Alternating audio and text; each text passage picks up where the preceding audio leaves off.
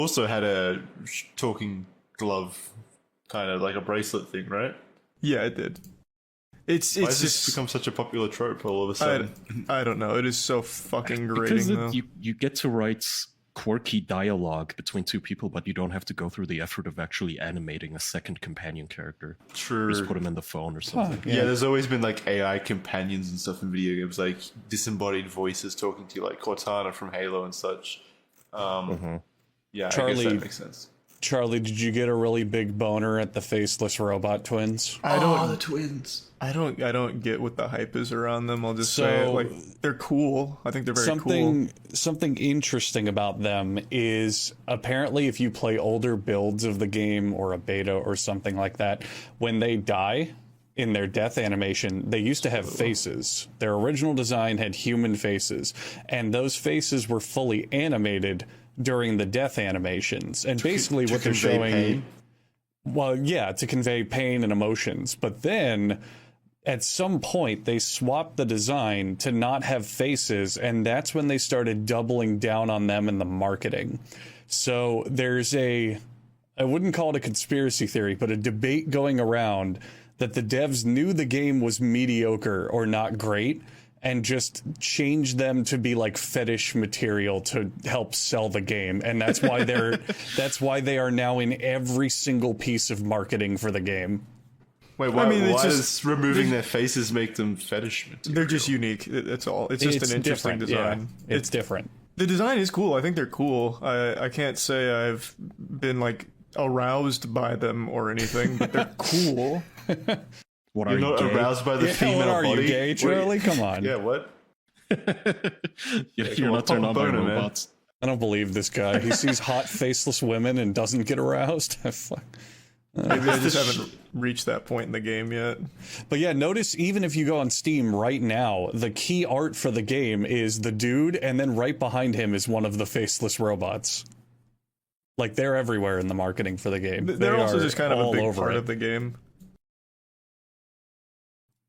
Wait, Am I audio is there response? is there a point in the game? Is this like fan art? Is there a point in the game where like she straddles your chest and face and sits on top of you? Because that's Well, like the I- second picture. Certainly haven't got to that if there is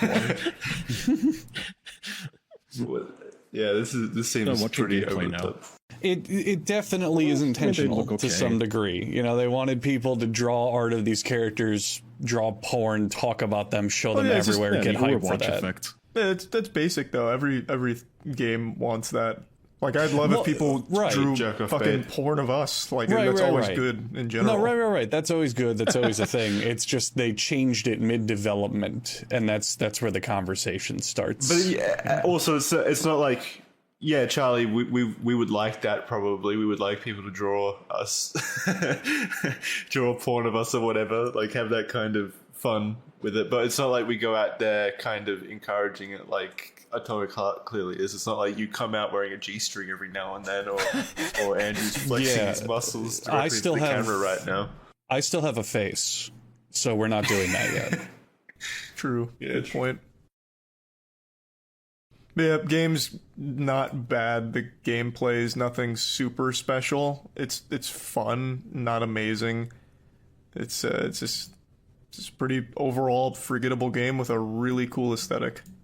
Would you describe it as Russian Bioshock? I think Bioshock is a very apt comparison. Yeah, I think I would. It's just not nearly as interesting as Bioshock. Which one? First one or Infinite? More like Infinite. Oh boy, pass. Never mind. No thanks. I don't get your hate for Infinite. It's a Infinite's- terrible, terrible story. It's a good world with a horrendously poorly written story that makes no sense. Just the ending made no sense. Yeah, none of it made any sense. It was all pointless. And Elizabeth was kind of shoehorned in, but didn't really go anywhere, really, except for the dumb ending. I just didn't It's like been- that game. It's been too long for me to comment on the story at this point. There was Same. a really good design breakdown I saw somewhere when the game was fairly newer, and it pointed out why Half-Life does the first-person narrative well and Bioshock Infinite does not. And they used a really good example. In Half-Life 2, there's a part where you're underneath a bridge, and it's collapsing and falling apart, and pieces of it are kind of like moving around and shifting. And at any point, you can fall off and die. And it just naturally, without even telling you anything, without a single line of dialogue, instills like vertigo and a tension of heights and careful platforming and feeling like, what's going to break next? Whereas in Bioshock Infinite, when the game wants to do that, they put you on the side of a mountain thing, like a little, I think it's a statue, and there's a railing, and the character goes, oh boy, don't look down. Oh no, this is dangerous. But if you try in any way to jump off the edge or run off the edge, you're just stopped by invisible walls. So it's just nothing. It's just like a linear nothing scene, but it's there and they force you to do it. Yeah, it's fair. That's what Infinite was to me. It was just a bunch of like set pieces when it should have felt like a more dynamic world. You know what I mean? Do you remember in the trailers when they would show alternate realities of the game that you could peer into? Like there was one where a guy was at an election campaign and then all of a sudden he turned into like an evil dictator. That never happens.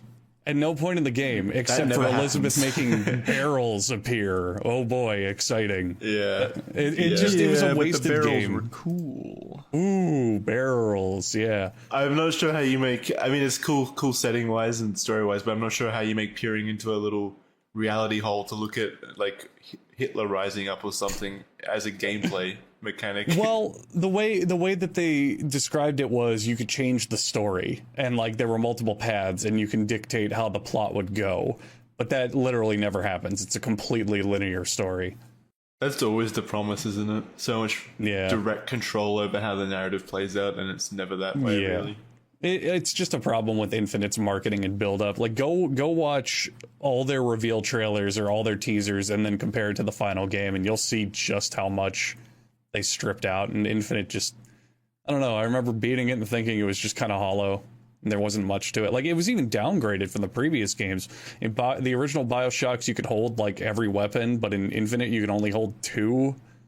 Okay. And then the health mechanic for Elizabeth, like all Elizabeth does all game is either summon barrels or go book or catch, and you just push F and you get some health. No, I remember the Booker catch shit. Yeah, that's all she does, you know? And then they want you to like her as a character, and it was just didn't do it for me. So That's fair. yeah. Take that game from 11 years ago. Yeah, all games are like that, though. All games go through changes during development. They get like cutbacks to make sure that they can release. Like even with Atomic Heart, the faces got removed, and now that's true. They but removed isn't it? It's crazy to think that it's there. not just games that go through changes.